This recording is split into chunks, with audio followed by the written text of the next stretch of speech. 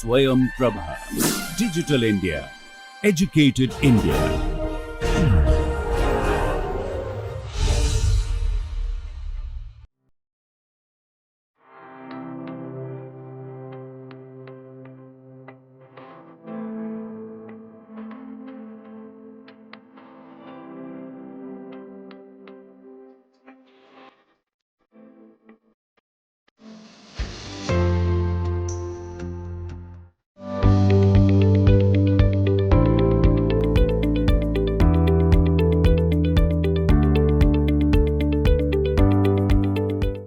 வணக்கம். இப்போ நம்ம என்ன பார்க்க போகிறோன்னா, மறுபடியும் பைஜெக்ஷன்ஸை பற்றி பார்க்க போகிறோம். இது ஒரு ஸ்பெஷல் கேஸ், எப்படி பைஜெக்ஷன்ஸ் எழுதுறது அப்படிங்கிறத பார்க்க போகிறோம். ஓகே, என்ன ஸ்பெஷல் கேஸ் அப்படின்னா,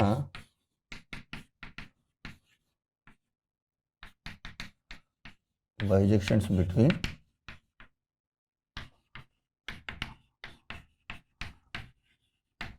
இன்டர்வல்ஸ். இன்டர்வல்ஸ்க்கு இடையில பைஜெக்ஷன்ஸ் எப்படி எழுதுறது, எந்த மாதிரி இன்டர்வல்ஸ்னால் இந்த மாதிரி a, b, c, d. இங்கே வந்து a <= bங்கிறது பை அண்டர்ஸ்டாண்டிங். நம்ம ஆல்ரெடி இதை படிச்சுக்கோ இன்டர்வல்ஸை பற்றி. ஓகே, ஸோ இங்கே நம்ம என்ன எடுத்துக்கிறோன்னா a b எடுத்துப்போம், நான் ட்ரிவியலாக இருக்கணுன்றக்காக. c d எடுத்துக்கோம். ஸோ இதுக்கு இடையில நான் பைஜெக்ஷன் கொடுக்கணும். அந்த பைஜெக்ஷன் எப்படி கொடுக்க போகிறேன் அப்படிங்கிறதான் விஷயம். ஸோ அப்படின்னா பைஜெக்ஷன்னா என்னென்னா, ஒரு 1-1 onto மேப். நான் படத்துக்காக இங்கே வரைஞ்சிக்கிறேன், எல்லாமே நான் பாசிட்டிவ் சைடில் வரைஞ்சிக்கிறேன். இது a, இது b, இது c, இது d. அப்படி இருந்துச்சுன்னா என்ன அர்த்தம்னா, இந்த இதில் இருந்து இதுக்கு ஒரு 1-1 onto மேப் வரையணும், 1-1 onto ஃபங்க்ஷன் கொடுக்கணும். அதுதான் பைஜெக்ஷன். ஸோ இப்போது நீங்கள் கவனிச்சிங்கன்னா, இப்போ அந்த ஃபங்க்ஷனுக்கு எக்ஸ் கோஆர்டினேட் என்னவாக இருக்கும், பிட்வீன் 8 அந்த ஃபங்க்ஷனோட கிராஃபை வரைஞ்சிங்கன்னா, சப்போஸ் ஒரு ஃபங்க்ஷன் இருக்குது அப்படின்னா அந்த ஃபங்க்ஷனோட கிராஃப் வரைஞ்சிங்கன்னா, அந்த கிராஃபில் F is a bijection from a, b to c, dன்னு இருந்து, இப்போ கிராஃப் ஆஃப் எஃப்பில் ஒரு பாயிண்ட் இருக்குன்னு எடுத்திங்கன்னு வச்சுக்கோங்க, x, y belongs to X coordinate எங்கே இருக்கும், x is a <= x <= b. x வந்து எங்கேயும் இங்கே இருக்கும். சரியா? சரி, இப்போது y கோஆர்டினேட் எங்கே இருக்கும், it is a function from a, b to c, d. அப்போது இட் பிலாங்ஸ் டு c, dனா அப்போ y எங்கே இருக்கும், c <= y. y என்னது, it will be of the form f of x which is <= dன்னு இருக்கும். ஸோ அப்போ y இங்கே இருக்கும், y is equal to f of x. இந்த பாயிண்ட்டு இந்த பாக்ஸ்க்குள்ளே தான் எங்கேயும் இருக்கும். ரைட்டா? ரைட். இதுக்குள்ளே இருக்க மாதிரி எனக்கு 1-1ஆகவும் இருக்கணும், onto-ஆகவும் இருக்கணும். ஸோ இப்போ நான் கிராஃப் வரைகிறேன். அந்த கிராஃப் வந்து இப்படி இருக்கலாமா? நமக்கு என்ன தெரியும், ஹரிசாண்டல் லைன் டெஸ்ட் போட்டால் என்ன தெரியணும், ஒரு லைனை ஒரு தடவை தான் இன்டர்செக்ட் பண்ணணும். பைஜெக்ஷன்னா எக்ஸாக்ட்லி ஒன்ஸ். இப்போ பாருங்கள், ஒரு ஹரிசாண்டல் லைன் வரைஞ்சால் 2 வாட்டி இன்டர்செக்ட் பண்ணேன். ஸோ எனக்கு பைஜெக்ஷன்னா இந்த மாதிரி இருக்கக்கூடாது. எந்த மாதிரி இருக்கணும், ஒரு லைன் வரைஞ்சால் அது ஒரு வாட்டி தான் அந்த ஹரிசாண்டல் லைன், எந்த ஹரிசாண்டல் லைனாலும் இன்டர்செக்ட் பண்ணணும். அப்போ எப்படி இருக்கணும் நம்ம ஃபங்க்ஷனு, பைஜெக்ஷனுங்கிறது இப்படி இருக்கலாம். ஓகேவா? இப்படி இருக்கலாம், இல்லை இப்படி இருக்கலாம், எப்படி வேணாலும் இருக்கலாம். சரியா? ஆனால் ஒரே ரூல் என்னென்னா, எந்த ஹரிசாண்டல் லைன் வரைஞ்சாலும் அதோட ஒரு வாட்டி தான் இன்டர்செக்ட் பண்ணணும்.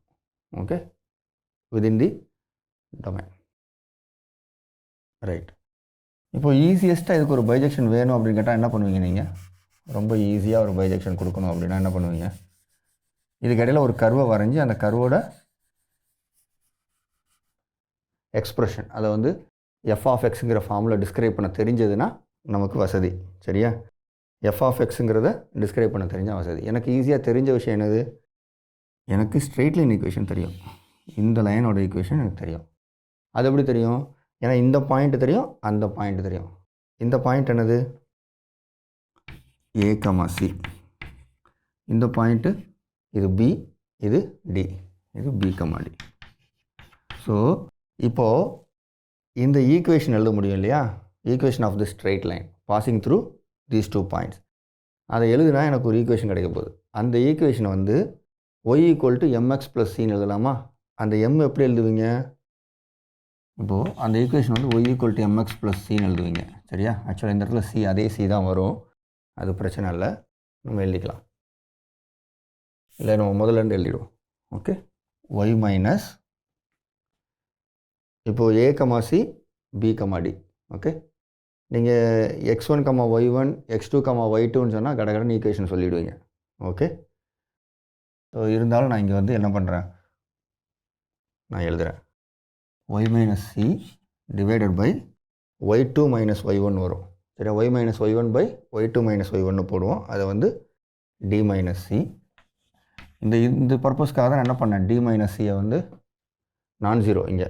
Okay, that is equal to x minus x1 by x2 minus x1 வந்து b மைனஸ் ஏன்னு வரும். அப்படி இல்லைன்னா இது இப்படி எழுதலாம், y equals d minus c by b minus a into x minus a plus சின்னு எழுதலாம். ஸோ இது வந்து ஸ்லோப் ஆகிடும், இது வந்து c வந்து y intercept. Okay, right. Okay, இப்போது இதுதான் ஈக்குவேஷன். இந்த ஈக்குவேஷன் என்ன சொல்லலாம், இது வந்து f of xன்னு சொல்லலாம். ஸோ எனக்கு இந்த equation of a straight line தெரிஞ்சதுன்னா என்ன பண்ண முடியுது, I can write a bijection between these 2 things. Okay, but இது இன்னொரு வழியாகவும் பார்க்கலாம். அது எப்படி பண்ணலாம் அப்படின்னா, இப்போது நீங்கள் வந்து இதை வந்து வேறு மாதிரி பார்க்கலாம். எப்படி பார்க்கலான்னா, இப்போ 0,1 இருக்குன்னு வச்சுக்கோங்க, இப்போ 0,5க்கு ஒரு பைஜெக்ஷன் வேணும் அப்படின்னா என்ன பண்ணுவீங்க, இது வந்து ஒரு சிம்பிளாக பாருங்கள், இது 0, இது 1, நான் 0,5ன்னு வச்சுக்கோங்க, இங்கே வரைக்கும் போகணும். அப்போ என்ன பண்ணுவீங்கன்னா, இது வந்து சிம்பிளாக இருக்கும், நமக்கு ஜாமெட்ரிக்கலாக பார்த்தா தெரியும். ஓகே, இப்படி ஒரு லைன் போடுவீங்க. இந்த லைனோட ஈக்குவேஷன் என்னது 5xன்னு வரும், ஏன்னா 5 டைம்ஸ் மல்டிப்ளை பண்ணுறீங்க. ஆர் இப்படி நினச்சிக்கோங்க, 2 ரியல் லைன் எடுத்துக்கோங்க, இது 0, இது 1. ஓகே, இன்னொரு லைன் எடுத்துக்கோங்க, இது 0, இது 5. இப்போ இதை என்ன பண்ணுவீங்க, இதை எலாங்கேட் பண்ணுவீங்க. ஓகே, சப்போஸ் இங்கே இருக்க எல்லா பாயிண்ட்டும் இங்கே மேப் பண்ணோம் அப்படின்னா 1 வந்து 5க்கு போகணும், 0 0லேயே இருக்கணும். அப்போ எல்லா பாயிண்ட்டும் அதுக்கேற்ற மாதிரி மல்டிப்ளை பண்ணுவீங்க. அப்போ என்ன பண்ணுவீங்கன்னா, இதை வந்து ஒரு ரப்பர் ஸ்ட்ரிங் மாதிரி நினச்சிக்கோங்க, இப்படி எடுத்து அப்படியே இங்கே வரைக்கும் மாட்டிடுறீங்க. ஓகே, எலாங்கேட், அதுதான் 5 டைம்ஸ் x. ஓகே, புரியுதா? ரைட். இப்போது இதே விஷயத்தை என்ன பண்ண போகிறீங்கன்னா, இது 0, இது 1, என்ன பண்ண போகிறீங்க, இங்கே 2, இங்கே 5. இப்போ என்ன பண்ணுவீங்க, எனக்கு இந்த 0 2க்கு வரணும், இந்த 1 வந்து 5க்கு போகணும். ஃபஸ்ட்டு 0 2க்கு வரணும் என்ன பண்ணுவீங்கன்னா, ஒரு நம்பரை ஆட் பண்ணிடுறீங்க. சரியா? 1 இதை 0 இங்கே கொண்டு போயிட்டு அதுக்கப்புறம் அதை அப்படியே அங்கே கொண்டு போகணும். 0 இங்கே கொண்டு போனால் என்ன ஆகும், 1 ஆட் பண்ண என்ன ஆகும், இது வந்து 1 to 4ன்னு ஆகிடும். கரெக்டாக? அப்புறம் என்ன அர்த்தம்னா, இங்கே எக்ஸ் இருக்குன்னு வச்சுக்கோங்களேன், இந்த எக்ஸோட 1 ஆட் பண்ணிங்கன்னா இந்த ஃபங்க்ஷன் என்ன பண்ணும், இது எக்ஸ் ப்ளஸ் 1ங்கிறது வந்து இப்போ f of x அப்படின்னு எடுத்துக்கிட்டிங்கன்னா, இது என்ன பண்ணுன்னா, f will take 0 1 to 1,4. But நமக்கு 1,4 போய் ஒன்றும் பிரயோஜனம் கிடையாது. நமக்கு எங்கே போகணும், 2,5க்கு போகணும். ஸோ அதை எப்படி பண்ண போகிறீங்க அப்படிங்கிறது கேள்வி. இப்போ 2,5க்கு போகணுன்னா மறுபடியும் எலாங்கேட் பண்ணணும் இல்லையா, அது எப்படி எலாங்கேட் பண்ணுறது அப்படிங்கிற கேள்வி இருக்குது. சரி, ஓகே, இது 1,4 கிடையாது. ஆக்சுவலாக நமக்கு 0 வந்து 2க்கு எடுத்துகிட்டு போகணும் இல்லையா, அப்போ இங்கே x + 2 போடணும். அப்போது 2, 1 + 2 வந்து 3. சாரி, தப்பாக போட்டேன். ஓகே, இங்கே தான் போகுது. பட் இதனால் நமக்கு ஒன்றும் பெரிய பிரயோஜனம் கிடையாது. ஸோ அப்போ என்ன பண்ணலாம் அப்படிங்கிறத யோசிச்சு பாருங்கள். ஓகே, ஸோ இப்போது 2,3 கொண்டு போயிடுச்சுன்னா இந்த மேப்பை வந்து இங்கே வரைக்கும் மேப் பண்ணிட்டோம். இப்போ நான் என்ன சொன்னேன், ஏற்கனவே அது மாதிரி தான் இருந்துச்சு, 0 1 இருந்துச்சு, இந்த ரெண்டும் மேட்ச் ஆச்சு, 2 என் பாயிண்ட் மேட்ச் ஆச்சு. நான் என்ன பண்ணேன், ரப்பர் ஸ்ட்ரிங் மாதிரி எலாங்கேட் பண்ணிட்டேன். அப்போ இங்கே இதை எலாங்கேட் பண்ணணும். ஓகே, 2,3 இங்கே இருக்குது. ஓகே, இப்போ இதை எலாங்கேட் பண்ணால் எவ்வளோ வரும், இந்த 3 வந்து 5 வரைக்கும் போகணும். அவில் ஐ புஷ் இட், மறுபடியும் இந்த ரப்பரை வந்து எலாங்கேட் பண்ணி இங்கே மாட்டணும். பட் மாட்டினா என்ன ஆகும், இங்கே மாதிரி நடக்காது. இங்கே என்ன நடக்கும், 1 தான் இருக்குது, 1 அப்படியே 5க்கு போகுது. ஸோ இங்கே இதால் பெருக்குனீங்கன்னு வச்சுக்கோங்க, ஒரு 3ஆல் பெருக்குனீங்கன்னு வச்சுக்கோங்களேன், இந்த டிஸ்டன்ஸ் 3ஆல் பெருக்குனீங்கன்னா இந்த 2லேருந்து 2 வந்து எங்கே போகும், 3ஆல் பெருக்குனீங்கன்னா அது 6க்கு போயிடும். அப்புறம் இந்த 3ஆல் பெருக்குனா 9க்கு போயிடும். ஸோ இது ஒத்து வராது. அப்போ என்ன பண்ணுங்கள், இதே ப்ராசஸை மாற்றி பண்ணி பாருங்கள். இப்படி கூட்டாமல் முதல்ல என்ன பண்ணுங்கள், பெருசாக்குங்க. இந்த இன்டர்வலை பெருசாக்குங்க. இந்த இன்டர்வலை எப்படி பெருசாக்கணும், இது எவ்வளோ பெருசாக இருக்கோ அவ்வளோ பெருசாக்குங்க. நான் எங்கேருந்து எங்கே போகணுன்னு சொன்னேன், I want a function from 0, 1 to 2,5. அப்போ இந்த 0, 1 வந்து சின்ன ரப்பர் பேண்ட்னு நினச்சிக்கோங்க. இது 1 யூனிட் லென்த் இருக்குது, இது வந்து 4 யூனிட் லென்த் இருக்குது. முதல்ல பெருசாக்கிட்டு அப்புறம் மூவ் பண்ணுங்கள். அப்போ முதல்ல பெருசாகிறதுக்கு என்ன பண்ணுவீங்க, 4ஆல் பெருக்கிடுவீங்க. அப்போது இங்கே ஒரு எக்ஸ் எடுப்பீங்க, அதை எங்கே கொண்டு போவீங்க, x will go to 4 times x. இந்த 4 times x எங்கே இருக்கும், 0,4க்கு இருக்கும். இதோட லென்த்தும் 4, இதோட லென்த்தும் 4 இல்லை, இதோட லென்த்து 3 இல்லையா, 5லேருந்து 2 கழிச்சா 3, இதோட லென்த்து வந்து 3 யூனிட் தான். 2, 5, இதோட லென்த்து 3. ஸோ அப்போ 3ஆல் பெருக்குங்க. இது எங்கே போகும், 0 to 3 போகும். இப்போ என்ன பண்ணுங்கள், இதை வந்து எங்கே கொண்டு போங்க, 3 ஆட் பண்ணுங்கள், 2 ஆட் பண்ணுங்கள், 3x + 2, 2 ஆட் பண்ண என்ன ஆகும், இது எங்கே போகும், 2,5. ஸோ இப்போ இந்த ப்ராசஸில் பண்ணால் என்ன கிடைக்குது, I get a function g from r to r அல்ல g from 0,1 to 2,5. g of x is 3x + 2. இப்போ நான் இந்த ப்ராசஸில் பண்ணேன் பார்த்தீங்களா, இந்த ப்ராசஸ் வந்து இந்த ஜாமெட்ரிக் ப்ராசஸோட கம்பேர் பண்ணிங்கன்னா ரெண்டுமே ஒரே ஆன்சர் தான் கொடுக்கும். ரெண்டுமே ஒரே ஆன்சர் தான் கொடுக்கும். இன்ஃபேக்ட் நம்ம என்ன பண்ண போகிறோம், அந்த ஃபார்மில் பண்ணும்போது இந்த ஈக்குவேஷனை நம்மளால் கொண்டு வந்துட முடியும், இதையே நம்மளால் கொண்டு வந்துட முடியும். அது எப்படி கொண்டு வரோங்கிறத பார்க்கலாம். சரி, இப்போ இது பண்ணிட்டோம். இதுக்கப்புறம் என்ன பண்ணுறோன்னா, இப்போ எனக்கு அதே இதில் வந்து எனக்கு இன்வெர்ஸ் வேணும். இப்போ அந்த ஜி வந்து ஒரு பைஜெக்ஷன் கிடச்சது இல்லையா, எனக்கு அதோட இன்வெர்ஸ் வேணும். என்ன பண்ணுவேன் நான், அதாவது I want h from 2,5 to 0,1. So இப்போ என்ன பண்ணுவேன், இங்கே என்ன ப்ராசஸ் பண்ணணும் அதை அப்படியே ரிவர்ஸ் பண்ணுவேன். இதோட இன்வெர்ஸ் தானே வேணும், எனக்கு திரும்ப வரணும். ஓகே, திரும்ப 0,1க்கு வரணுங்கிறப்ப என்ன பண்ணுவேன், I will do the inverse. இன்வெர்ஸ்னா இங்கே என்ன ப்ராசஸ் நடந்துச்சோ அதை ரிவர்ஸ் பண்ணுவேன். அப்போ முதல்ல இதை ரிவர்ஸ் பண்ணேன்னா 3x + 2லேருந்து -2 போவேன். அப்புறம் இதை ரிவர்ஸ் பண்ணுறதுக்கு என்ன பண்ணுவேன், 3ஆல் பெருக்குன்னா அப்போ 3ஆல் வகுக்கணும். சரியா, ஸோ அதுதான் பண்ண போகிறேன். அப்போ என்ன பண்ணுவேன்னா, இங்கே ஒரு எக்ஸ் எடுப்பேன், அந்த எக்ஸ் எங்கே போகும், x - 2 போகும். முதல்ல இந்த ப்ராசஸை ரிவர்ஸ் பண்ணணும். அப்போ -2. சரியா, அப்போ இதை ரிவர்ஸ் பண்ணுறதுக்கு என்ன பண்ணுவேன், ÷ 3. இப்போ இது ஒர்க் ஆகாமல் பார்ப்போமா, வெரிஃபை பண்ணலாம். இப்போது இதை வந்து h of xன்னு வச்சுக்குவோம். நான் என்ன ப்ராசஸ் பண்ணேன்னு புரிஞ்சுக்கோங்க. இப்போ h of 2 என்ன பாருங்கள், h of 2 என்னது 0, h of 5 என்னது 5 - 2 1 வந்துடும். இப்போ இதில் இன்னொரு வெரிஃபை பண்ணலனாலும் இது வந்து நீங்கள் எங்கே இருக்குன்னு சொல்லலாம், இது வந்து இட் பிலாங்ஸ் டு 0,1ங்கிறதே நீங்கள் சொல்லிட முடியும். இது பிலாங்ஸ் டு 0,1ங்கிறதே சொல்லிட முடியும். ஸோ இதுதான் ப்ராசஸ். இப்போ நீங்கள் அங்கேருந்து அங்கே போகிறதுக்கு சொல்லிட்டேன், இங்கேருந்து இங்கே வர்றதுக்கு சொல்லிட்டேன். இப்போ நீங்கள் என்ன பண்ணுங்கள், ஒரு ஜென்ரல் a, b, இங்கே c, d. ஓகே, இதுக்கு நீங்கள் கண்டுபிடிக்கணும். இங்கே a < b இருக்குது, c d இருக்குது. நீங்கள் என்ன பண்ணணும், முதல்ல இதை வந்து பண்ணுறதுக்கு என்ன பண்ணுங்கள், இந்த a, bயை ஃபஸ்ட்டு 0,1க்கு கொண்டு போங்க. சரியா, ரைட். அதுக்கடுத்து 0,1 இங்கே கொண்டு போங்க. இங்கேருந்து இங்கே வர்றது நான் சொல்லிட்டேன், இங்கேருந்து இங்கே போகிறது சொல்லிட்டேன். ஓகே, இங்கேருந்து இங்கே வர்றது எப்படி சொன்னேன்னா இந்த மெத்தட், இதை கொஞ்சம் இமிட்டேட் பண்ண கற்றுக்கோங்க. இது எங்கே இருக்குன்றதை பார்த்துட்டு அதுக்கேற்ற மாதிரி பிளான் பண்ணுங்கள். Okay, right. அப்ராப்ரியேட்டாக ஓகே, ஏ இருந்துச்சுன்னா என்ன பண்ணணும், -a பண்ணணும், அது 0க்கு வந்துடும். -a, b - a வரும், அப்புறம் b - a வகுத்துடணும். சரியா, அது இங்கே வந்துடும். அப்புறம் இங்கேருந்து அங்கே போகணும். அப்போ இது என்ன அர்த்தம்னா, இது ஒரு எஃப்னு ஒரு ஃபங்க்ஷன் வச்சுக்கோங்க, இது ஜின்னு வச்சுக்கோங்க. அப்போ ஹச் என்னவாக இருக்கும், ஜி காம்போசிஷன் எஃப்பாக இருக்கும். ஓகே, இதை புரிஞ்சுக்கோங்க. இந்த ஜி காம்போசிஷன் எஃப் போட்டிங்கன்னா இது வந்து இது கிடைக்கும். இது கிடைக்குதாங்கிறத நீங்கள் வெரிஃபை பண்ணணும். ஓகேவா? புரிஞ்சுக்கோங்க என்ன பண்ணணுன்னு. ரைட்? ஓகே. ஸோ இங்கேருந்து அங்கே போகிறதுக்கு என்ன பண்ணணும்? முதல்ல டி மைனஸ் சியால் பெருக்கணும். ஓகே, இதை பார்த்தாலே தெரியும் உங்களுக்கு. டி மைனஸ் சியால் பெருக்கியிருப்பாங்க, மேலே பெருக்கியிருக்கேன்னா அதுக்கப்புறம் என்ன பண்ணணும்? டி மைனஸ் சியால் பெருக்கணும், 0 to டி மைனஸ் சி ஆகிடும். அப்புறம் ஒரு சி ஆட் பண்ணணும். Okay, right. இங்கே என்ன பண்ணணும்? ஃபஸ்ட்டு ஏவால் கழிக்கணும். ஸோ தட் இந்த முதல் எண்டு பாயிண்ட் 0 ஆகும். அதுக்கப்புறம் பி மைனஸ் ஏவால் வகுக்கணும். அது வந்துடும். ஓகே, இதை ஒரு வெரிஃபை பண்ணி பாருங்கள். இப்போதைக்கு இதை வச்சுப்போம். இப்போது இந்த பைஜெக்ஷன்ஸை இதோட முடிச்சுப்போம். ஒரே ஒரு எக்ஸாம்பிள் லாஸ்ட்டாக.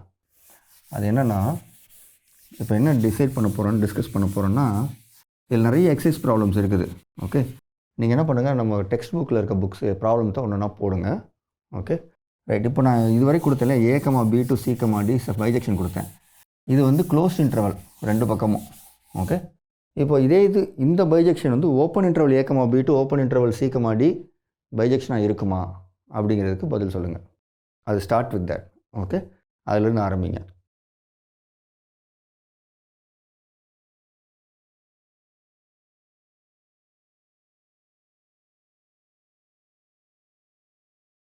இப்போ நான் என்ன பண்ண போகிறேன்னா, இந்த கேள்வி இப்போ கேட்க போகிறேன். இது ஒரு இன்ட்ரெஸ்டிங் கதை மாதிரி இருக்கும். Is there a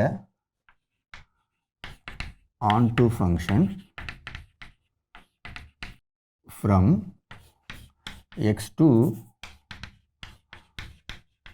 power set of x.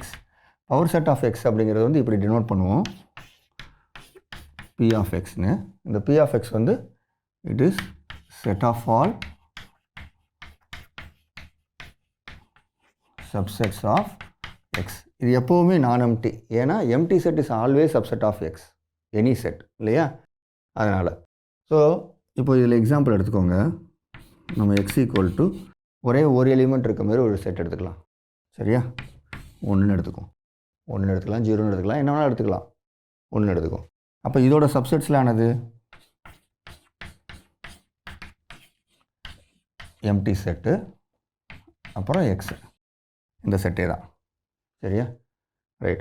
இப்போது x to B of x, இந்த கேஸில் x to B of x ஒரு ஆன்டு ஃபங்க்ஷன் இருக்கா அப்படின்னு கேட்டிங்கன்னா, ஆன்டு ஃபங்க்ஷன் இருக்குமா அப்படின்னா என்ன அர்த்தம்னா, இங்கே இருக்க ஒவ்வொரு எலிமெண்ட்டுக்கும் ஒரு ப்ரீ இமேஜ் வேணும்.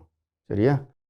ஸோ இப்போ ப்ரீ இமேஜ் வேணும்னா என்ன அர்த்தம்னா, இங்கே இந்த செட்டில் எத்தனை இருக்குது? 2 எலிமெண்ட் இருக்குது, இங்கே ஒரு எலிமெண்ட் இருக்குது. சரியா? இந்த 2 எலிமெண்ட்டுக்குமே ப்ரீ இமேஜ் வேணும். அப்போ ரெண்டுக்குமே இந்த ஒரு எலிமெண்ட் தான் ப்ரீ இமேஜாக இருக்க போகுது அப்படின்னா என்ன அர்த்தம்னா, அது ஃபங்க்ஷனாகவே இருக்க முடியாது. ஏன்னா ஒரே எலிமெண்ட்டுக்கு 2 இமேஜ் இருக்குன்னு அர்த்தமாயிடும். So there is no onto function from எங்கேருந்து எங்கே 1 to empty set, இது ஏன் இப்படி எழுதுறேங்கிறதுக்கு அடுத்து வரும். இப்போது இது வந்து ஒரு சின்ன எக்ஸாம்பிள் இப்படி வந்துடுச்சு. பட் ஜென்ரல் செட்டில் எக்ஸுக்கும் பி ஆஃப் எக்ஸுக்கும் என்ன கம்பேரிஷன் அப்படின்னு கேட்டிங்கன்னா, அதை சொல்கிறது கஷ்டம். அதுக்கு நம்ம ஒரு ப்ரூஃப் கொடுக்க போகிறோம். அந்த ப்ரூஃப் வந்து கிவன் பை கேண்டார்ஸ் தியரம். அதுக்கு பேர் கேண்டார்ஸ் தியரம்னு பேர். அந்த ப்ரூஃப் வந்து இட் ஃபாலோஸ் சம்திங் லைக் ஒரு பேரடாக்ஸ், ரசல்ஸ் பேரடாக்ஸ் சொல்லுவாங்க. Okay, Russell's paradox about A barber அப்படின்னு சொல்லி. இது நீங்கள் கேள்விப்பட்டிருப்பீங்க எங்கேயாவது. ஓகே, முதல்ல அந்த தியரத்தை சொல்கிறேன்.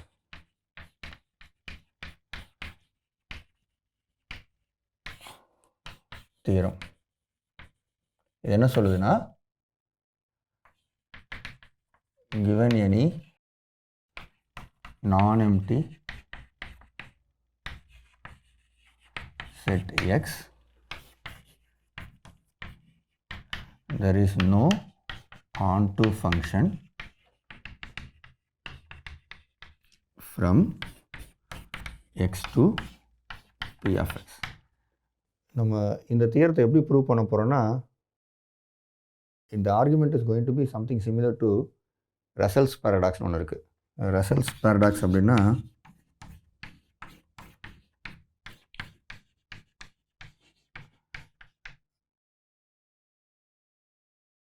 அது என்ன அர்த்தம்னா, இது வந்து இட்ஸ் அபவுட் ஏ பார்பர். ஒருத்தர் வந்து சலூன் கடை வச்சுருக்காருன்னு வச்சுக்கோங்களேன் ஒரு ஊரில். அவர் யாருக்கெல்லாம் ஷேவ் பண்ணுவார்னா, யாரெல்லாம் அவங்களுக்கு அவங்களே ஷேவ் பண்ணிக்க மாட்டாங்களோ அவங்களுக்கு மட்டும்தான் போய் ஷேவ் பண்ணுவார். அப்படின்னா அவருக்கு யார் ஷேவ் பண்ணுவார்னு கேட்டாக்க என்ன பதில் சொல்ல முடியும்? ஏன்னா அவருக்கு அவரே ஷேவ் பண்ணாருன்னா அவருக்கு பண்ணக்கூடாது. ஓகே, சரியா? பண்ணியிருக்கக்கூடாது. Okay, right. அவருக்கு பண்ணலைன்னா அவர் தான் அவருக்கு பண்ணிக்கணும். ஓகே, ஸோ அதனால் அது ஒரு எதிர்மறையாக இருக்குது. எந்த பக்கம் போனாலும் இடிக்குது. ஓகே, அது மாதிரி ஒரு ஆர்குமெண்ட் தான் நம்ம இந்த ப்ரூஃப் கொடுக்க போகிறோம். ஓகே, ஸோ இப்போது நம்ம ஒரு எக்ஸாம்பிள் பார்த்தோம். அந்த கேஸில் என்ன பண்ணோம், ஒரு பர்டிகுலர் பாயிண்ட் எடுத்து அதுக்கு ப்ரீ இமேஜ் இல்லைன்னு சொன்னோம். ஓகே, அதாவது ப்ரீ இமேஜ் இருந்தால் 2 எலிமெண்ட் இருக்குது. அப்போ ஒரு எலிமெண்ட்டுக்கு ப்ரீ இமேஜ் இருக்க முடியாதுங்கிறதா அதோட அர்த்தம் நம்ம அந்த 2 எலிமெண்ட் செட்டில். பட் இங்கே எக்ஸ் வந்து எனி செட்டுன்னு சொல்லிட்டேன், நான் எம்ப்டி செட்டுன்னு சொல்லிட்டு. அப்போது இது வந்து இன்ஃபினிட்லி மெனி பாயிண்ட்ஸ் இருக்கலாம், இங்கேயும் இன்ஃபினிட்லி மெனி பாயிண்ட்ஸ் இருக்கும். நம்ம என்ன பண்ணணும்னு தெரியாது. ஈவன் ஃபைனைட் செட்டுக்கேவும் இங்கே ஒரு 10 எலிமெண்ட் இருந்தால் அது set of all power sets என்னவாக இருக்கும், செட் ஆஃப் ஆல் சப்செட்ஸ் அப்படின்னா எத்தனை இருக்கும்னு நீங்கள் யோசிச்சு பாருங்கள். ஓகே, அதுவே உங்களுக்கு ஒரு வேலை தான், ஒரு எக்ஸசைஸ், அதை போட்டு பாருங்கள். ஸோ இங்கே அதை எப்படி எழுத முடியும் அப்படின்னா முடியாது, அந்த மாதிரி சொல்ல முடியாது. ஓகே, நம்ம ஈவன் நம்பர் ஆட் நம்பர்லாம் பார்த்தீங்கன்னா நேச்சுரல் நம்பர்லேருந்து ஈவன் நம்பருக்கு நம்ம பைஜெக்ஷனே கொடுத்தோம்னு நினைக்கிறேன். ஆமாம். ஸோ இது அங்கெல்லாம் பார்த்தீங்கன்னா 2 வேறு செட்டு. அப்போது அதில் கம்பேரிஷன்லாம் சொல்ல முடியாது. இன்ஃபைனைட் செட்டுக்குள்ளக்க இது பெரிய செட்டு, இது சின்ன செட்டு அப்படிலாம் சொல்ல முடியுமான்னு தெரில. ஸோ அப்போது இங்கே என்ன பண்ண போகிறோன்னா, ஆன் டு ஃபங்க்ஷன் இருக்காதுங்கிறதுக்கு என்ன சொல்ல போகிறோம், எந்த ஒரு ஃபங்க்ஷன் ஆன் டுன்னு சொன்னாலும் அதில் ஏதாவது கான்ட்ரடிக்ஷன் வரணும். அப்படி இல்லைன்னா இங்கே இருக்க ஏதோ ஒரு பாயிண்ட்டுக்கு நம்ம வந்து ப்ரீ இமேஜ் இல்லைன்னு சொல்லணும். இப்போ நம்ம அதை தான் செய்ய போகிறோம். நான் ஒரு ஸ்பெஷலாக என்ன பண்ண போகிறேன்னா, ஃபஸ்ட்டு இந்த செட்டில் உள்ள பாயிண்ட், இந்த செட்டில் உள்ள பாயிண்ட்டுக்கும் அதோட இமேஜுக்கும் என்ன ரிலேஷன்ஷிப்னு பார்ப்போம். Okay, so x belongs to எக்ஸ்னு எடுப்போம். இதோட இமேஜ் எங்கே இருக்கும், belongs to B of x, அதாவது பவர் செட் ஆஃப் எக்ஸ். அப்போ எஃப் ஆஃப் எக்ஸ் என்னது, எஃப் ஆஃப் எக்ஸ் வந்து பி ஆஃப் எக்ஸில் இருக்குன்னா பி ஆஃப் எக்ஸ் வந்து collection of subsets of x. So f of x is a subset of x. இது கொஞ்சம் வித்தியாசம் கவனிச்சுக்கணும். எப்போவுமே f of x belongs to எக்ஸ்னு எழுதி பழகுவோம். இங்கே எஃப் ஆஃப் எக்ஸ் வந்து எக்ஸோட சப்செட், அதாவது எக்ஸோட இமேஜ் வந்து ஒரு சப்செட். சரியா? ஓகே, இப்போ இந்த எக்ஸுக்கும் எஃப் ஆஃப் எக்ஸுக்கும் ஒரு ரிலேஷன்ஷிப் இருக்கலாம். ஓகே, என்னவா இருக்கலாம், x belongs to f of எக்ஸாக இருக்கலாம், or x not belongs to f of x. சரியா? இந்த ரெண்டில் ஏதாவது ஒன்று தான் நடக்கணும். ஓகே, எக்ஸுங்கிறது இந்த சப்செட்டில் இருக்கலாம், இல்லை எக்ஸ் இந்த சப்செட்டில் இல்லாமல் இருக்கலாம். இது எப்படி பார்த்தோம்னா, இது எக்ஸு, எஃப் ஆஃப் எக்ஸ் இங்கே இருக்குது, எக்ஸ் இங்கே இருக்கலாம் இல்லை இங்கே இருக்கலாம். ஓகே, உள்ளே இருக்கலாம் இல்லை வெளியில் இருக்கலாம் எஃப் ஆஃப் எக்ஸ்குள்ளே. ரைட். ஸோ நான் என்ன பண்ண போகிறேன், I'm going to create a set B, okay, such that x belongs to x, such that x is not in f of x. எந்த எக்ஸ்லாம் அதோட இமேஜுக்குள்ளே இல்லையோ அந்த எக்ஸ்லாம் கலெக்ட் பண்ணுறேன். ரைட்டா? இப்போது இந்த செட்டு வந்து certainly a subset of p of x. ஏன், x the b itself is formed from this set. சரியா? ரைட். சப்போஸ் இதுக்கு ஒரு ப்ரீ இமேஜ் இருக்குன்னு வச்சுக்கோங்க. சப்போஸ் assume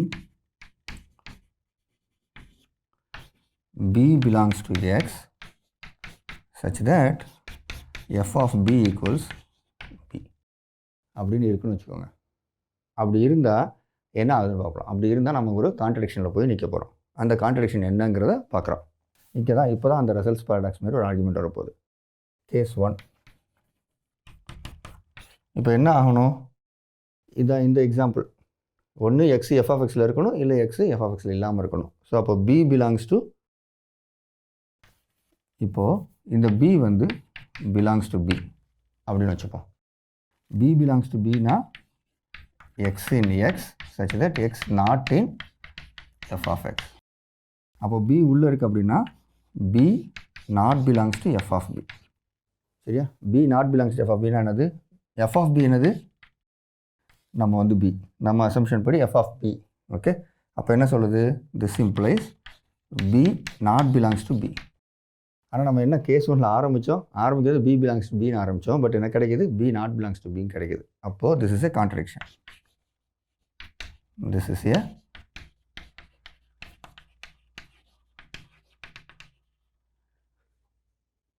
ஓகே, புரிஞ்சதா?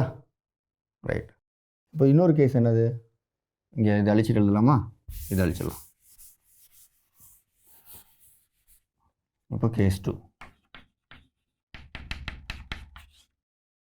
கேஸ் 2ல் பி நாட் இன் பி. சரியா? பி நாட் இன் பின்னா என்ன அர்த்தம்? பி இந்த செட்டில் இல்லைன்னா இந்த கண்டிஷனை வந்து சாட்டிஸ்ஃபை பண்ணலன்னு அர்த்தம். இந்த கண்டிஷனை சாட்டிஸ்ஃபை பண்ணலன்னு என்ன அர்த்தம்? X belongs to f of x. அப்போ இந்த கேஸில் பி நாட் இன் பினா B belongs to f of B. அந்த கண்டிஷனை சாட்டிஸ்ஃபை பண்ணலை. Okay, so what is f of B? F of B is B. அதுதான் நம்ம அசம்ஷன். அப்போ பி பிலாங்ஸ் டு பி. மறுபடியும் contradiction. This is here.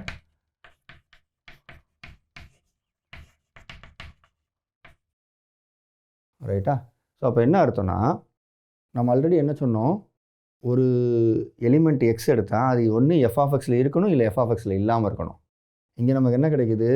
Suppose p equal to f of p equal to பின்னு சொன்னீங்கன்னா, இந்த B வந்து F of பியில் இருக்குன்னு சொல்ல முடியல, பி எஃப் ஆஃப் பியில் இல்லைன்னு சொல்ல முடியல. ரெண்டு பக்கம் போனாலும் கான்ட்ரடிக்ஷன் வருது. அப்போ என்ன அர்த்தம்? நம்ம அசம்ஷன், இந்த அசம்ஷன் வந்து தப்பு. therefore there is no onto function from x to p of x. இந்த assumption தப்பு. there is an onto function such that f of b equal to b. இந்த bக்கு வந்து ஒரு ப்ரீ இமேஜ் இருக்குன்னு நம்ம அசியூம் பண்ணாலும் இந்த fல அது தப்பு. அப்போது f onto கிடையாது. அப்போ எந்த fமே ontoவாக இருக்க முடியாது. ஓகே, சரி, இதுதான். இப்போ இதுக்கும் அந்த ரசல்ஸ் பாராடாக்ஸ் ஒரு கம்பேரிஷன் பண்ண முடியுதா? இந்த செட்டு தான் அந்த இது அவர் சொன்னாரே, யாருக்கெல்லாம் அவர் ஷேவ் பண்ணுன்னு சொன்னார் இல்லையா, அந்த செட்டு கிட்டத்தட்ட இது மாதிரி. Okay, right. ஸோ இதுதான் அந்த கம்பேரிஷன். சரி, இப்போ இதை சொல்லிட்டோம். என்ன சொல்லிட்டோம்? There cannot be any onto function. One function இருக்குமா? X to B of x one function இருக்குமா அப்படின்ற கேள்வி. Is there a one function from x to p of x. இது உங்களுக்கான எக்ஸசைஸ். இதை யோசிச்சு பாருங்கள். இது கொஞ்சம் எளிமையான கேள்வி, உங்களால் ஆன்சர் பண்ண முடியும். ஓகே, சரி, இப்போ இதோடு நிப்பாட்டிப்போம். அடுத்த கிளாஸில் இமேஜ் ஆஃப் ஃபங்க்ஷன்ஸை பற்றி படிக்கலாம். நன்றி, வணக்கம்.